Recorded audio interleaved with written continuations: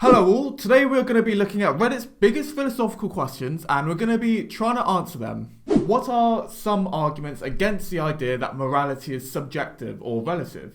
Probably the most well-known arguments against morality being subjective or relativist come from the major theistic religion. To say morality is subjective or relativist, you're essentially saying that there are no objective morals that exist transcendent of a social context. On the other hand, Christianity, Islam and Judaism purport that there are objective morals.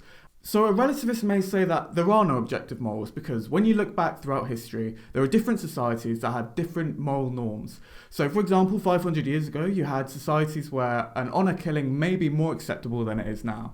To say that our morals are better than those that were had throughout those historical contexts, there's just so much hubris and arrogance, it's almost comical. Well, one might argue that just because there's been disagreements about the way things should be, doesn't mean that there isn't a right answer. So imagine there's an argument between two people and one says that the earth is round and one says that it isn't.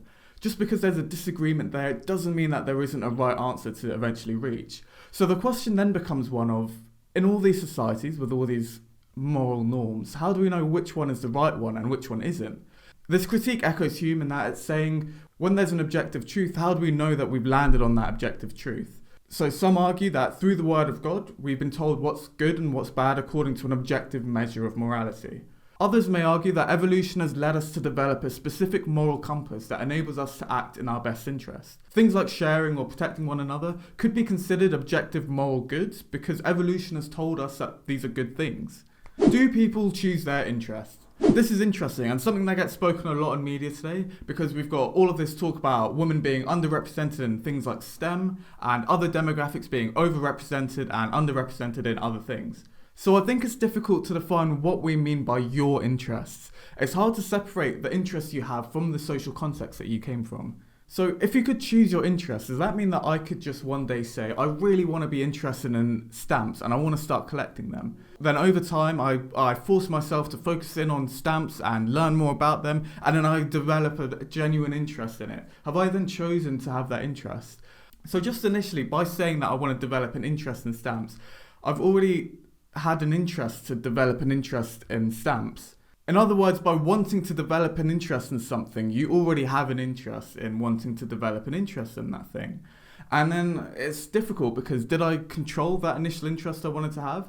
Maybe for the sake of this question and proving my point, I wanted to force myself to develop an interest in something. But then I've already got an interest in wanting to prove this question wrong, and I don't know if I controlled that. Well, and if I wanted to develop an interest in something, there's so much dependence on the environment around me. I mean, the environment has a sort of restrictive effect on what I can develop an interest in because I can't develop an interest in something that I don't know at all. To be interested in something depends on the emotions you feel towards something, and I don't know if we can fully control our emotions. There's a big debate on that. I mean, this essentially boils down to a question of free will against determinism, and some people may say you can condition yourself to feel emotions at a certain point or to minimize the effect of emotions in other contexts. But to say you can control them completely means that, when you're sad about something, you can just say, I really don't want to be sad about this and just not be sad. And that doesn't seem to be the case in most scenarios. Essentially, I don't think you can control what you can be interested in. If you want to be interested in something, then you already have an interest to be interested in it, and I don't know where it starts. Should the state be morally responsible for promoting equality or social integration and cohesion? So arguments for a government to promote equality or social integration. I think there's two major ways you can go down here. So first is economic efficiency. So if you have equality of opportunity, this has the effect of opening up the talent pool. And this is good for economic reasons, because if you arbitrarily discriminate people, then you're missing out on massive amounts of brain power that have just been thrusted aside because they didn't have the resources to develop themselves and be of use to society in an economic way for producing goods or for making various processes more efficient. And now you also have the argument for social justice. So by awarding members of society resources to develop and by trying to implement some sort of degree of equality, you're allowing an individual to evaluate and develop their own conception of what is meaningful. You're giving responsibility to individuals and that allows them to flourish. and that's good for social justice purposes. So most people would agree that, okay, sure, let's not arbitrarily discriminate against people based on gender, race. These are all things that don't really matter to one's actual ability to contribute well in society. But maybe there's other ways we don't need to promote equality. Like maybe we shouldn't have equality when it comes to someone's IQ, and we should actually discriminate people based on that. Well, in that sense, we're discriminating people based on their cognitive ability to fulfill a role. And we want the most able people to fill the biggest roles and accept the biggest responsibilities, because we don't want someone that's going to end up failing. In that sense, maybe it's just tough luck whether you're born with the ability to handle big processes, a certain IQ or something like that, and then we should just purport a meritocracy. And that's an interesting word, because in the West we like to talk about meritocracy as something to strive for, but actually when you look at the conception of the term meritocracy, it comes about with quite negative connotations. So Michael Dunlop's The Rise of Meritocracy is kind of where the term was first popularised, and his story is almost a bit of a dystopian future. So let's imagine a society where just before adulthood we all take tests to try and evaluate how we can contribute to society, and from that you kind of separate the wheat from the chaff. You know who to give the bigger responsibilities to, who to allocate more resources towards, and you know who's kind of going to be a waste of time. Well, that's taking discrimination based on cognitive ability to its absolute max, right? The issue of that is that we risk overlooking the unfair advantages people had up until that exam to develop their merit. So things like IQ scores and, what people get in their tests, it could very well be a display of their ability to do something that we find desirable in society, but it's also impacted by people's environments, and it's hard to separate what we know to be someone's ability from their environment. So then what's the alternative? Do we have every child being developed in the exact same way, socialised and kept together so we know which one's actually got the right ability and which one hasn't suffered from unfair economic and social factors? This essentially means taking kids away from their parents and growing them up in a lab-like environment so we know who's actually going to be useful for us and who isn't. The answer is probably somewhere in the middle, where the state has a responsible for at least ensuring a sufficient degree of opportunity for everyone. So then you kind of have a barrier where you say, okay, this is a good amount of opportunity that someone has, and when they fall too short, the government kind of gives them a boost or tries to provide that social integration or that equality. And I think that would maximise both economic efficiency and the case for social justice. Well, I use the word sufficient because then to try and chase complete equality of opportunity, you have that case of where kids are being brought up in labs, and this would need a degree of authoritarianism that meant people couldn't have and bring up their own children. Any recommendations for philosophical reads that speak on body count? So whether we are referring to sexual partners or casualties of war, I do not know, but there are some crossovers between those two themes. So Theodore Porter's Trust in Numbers is a good sociology piece, and we can kind of go down that route. When you're counting things, you're making a judgment on whether a thing, a person, or an occurrence is something you actually want to count, rather than something you don't want to count, and that's pretty difficult in some cases. So say, for example, a war breaks out between two states, State A and State B. State A then attacks State B's railway lines, and this has a big impact on the way resources are distributed throughout the nation. So in one city, this causes a mass famine, and it causes a number of people to die. Does this mean that those people who died from the famine are casualties that suffered from the war? Potentially, it seems like it. Okay, now let's imagine at the same time there was a really rough winter and the yield of crops for that year were particularly low, and that also contributed to the famine significantly. Now, are those same people who died from the famine a result of the war? Are they affected by it? Are they counted as casualties? I think there's some difficulty there, and I think the two states would have slightly different answers potentially. Now let's relate this to the case of sexual partners and counting one's body count.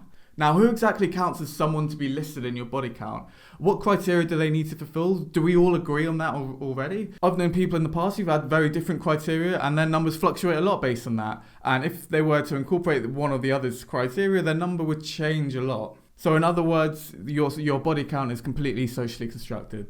Has social media encouraged or fostered free thought and individual creativity, or has it more so been a source of stronger norms and increased conformity? Well, I'm using social media to express my free thoughts in a creative way, Or am I actually? The way I'm speaking and moving around and the content of the words I'm saying are somewhat conditioned by other experiences I've had on social media. This is almost a culmination of the things that I've learned or that I've seen throughout other social media posts, whether I know it or not. And so the question then is, what exactly am I contributing that comes from my own creativity, as opposed to just conforming to the norms and standards set by other creators? Well, we know that there are more producers of content, things like art, music and videos, than ever before, and that in itself might be a good case for increased creativity. But the question itself really depends on how we define creativity. How far does something need to be different or unique for it itself to be considered a new thing, and for it to be considered creative rather than just a copy of what else was seen before that? Perhaps creativity can just be demonstrated by a simple contribution. I think it's also worth pointing out that producers who perpetuate a certain norm or conform to what's already kind of occurring can still be creative in their own right. Are there any works that discuss where and when not the scientific method should be used? So immediately coming to mind is Thomas Deering's Cultural Boundaries of Science. In that, he kind of does an overview of how the boundaries of what science ought to cover and what it shouldn't, constantly shifting and evolving. And that seems to be a major way that people have started to think about this topic, at least in the last few decades. So let's start more broadly. So you have those known as essentialists, and they argue that science is completely distinct and has its own norms that demarcate it from other cultural activities. On the other hand, you have constructivists who argue there is no demarcation principle, and this is completely context dependent. It changes throughout. Whatever science captures is different in different contexts. So the scientific method, commonly believed to be pioneered by Sir Francis Bacon in the early modern period, emphasises empiricism and induction as being key to science. So nowadays you probably hear loads about different products and things being science-backed, and what that essentially means is that it's been tried and tested. So people have ran repeated trials on how these products affect people, and they can predict with a high degree of certainty the way it's going to impact you. Now, what the scientific method can be used on, so, that kind of case of repeating and experimenting, I think that's changed a lot over time. So in the 19th century, a lot of people started to apply the scientific method on social dynamics and trying to calculate and predict the way things are going to occur. So you have the emergence of the social sciences, things like economics, political science, and sociology. Fast forward to the modern day, and in the case of COVID, you have computers that are literally trying to emulate the environment and predict what's going to happen in the future. And so you have computer modelers working really hard to make codes and things based on the information we already have about the virus and based on viruses we've had in the past, and then trying to infer how it's going to impact us in a month or a year or in a few years so that they can make the right decisions today. That's the case of the scientific method being applied quite broadly. Essentially, it seems really tricky to be able to say what can be analysed scientifically and what can't be, but there's a big and obvious elephant in the room, and that is the existence of God. So another popular precursor that enables one to analyse something scientifically is that whatever's being analysed must be falsifiable, right? So there must be a right or wrong answer. So on the one hand, some scientists say, well, we'll never know if God exists, and so science just isn't really operating in the same sphere. You can kind of believe in God and be a scientist at the same time. But other scientists may say, yeah, sure, I can't be fully certain that God doesn't exist, but my scientific thinking tells me that I should highly doubt his existence. I suppose my question would be, can you name something definitively that just cannot be analysed scientifically? Why is self-sacrifice for the sake of others inherently seen as good? So according to some philosophers, sacrifice can be described as a cost to an agent, but there's something a bit more there. To make a sacrifice, an agent is judged to have chosen a costly option when there was a less costly option also available to them. And I think there are a few reasons why sacrifices are seen to be good things across cultures. For someone to sacrifice themselves, it almost empowers those around them, those who they've protected as a result of their sacrifice. It enhances the responsibility of those actors because now they have a responsibility not just to act well for themselves, but in the memory of the person who sacrificed himself. There are many ways one can sacrifice himself. In the hero story, it could be someone risking their life so that other people can live happily ever after. In which case the hero has shown bravery and the others kind of owe it to that hero and the effort that they've put in to act good for themselves and for the memory of that hero. One might also sacrifice themselves to feel a degree of significance after they've lost a sense of self-worth.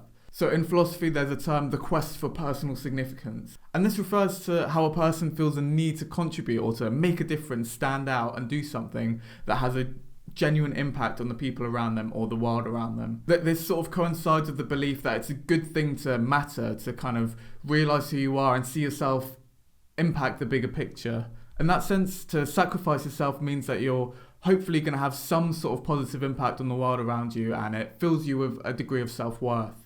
Thanks all for watching if you made it this far. If you have any thoughts on how I can improve these videos, I'd really appreciate it. But anyway, bye-bye for now.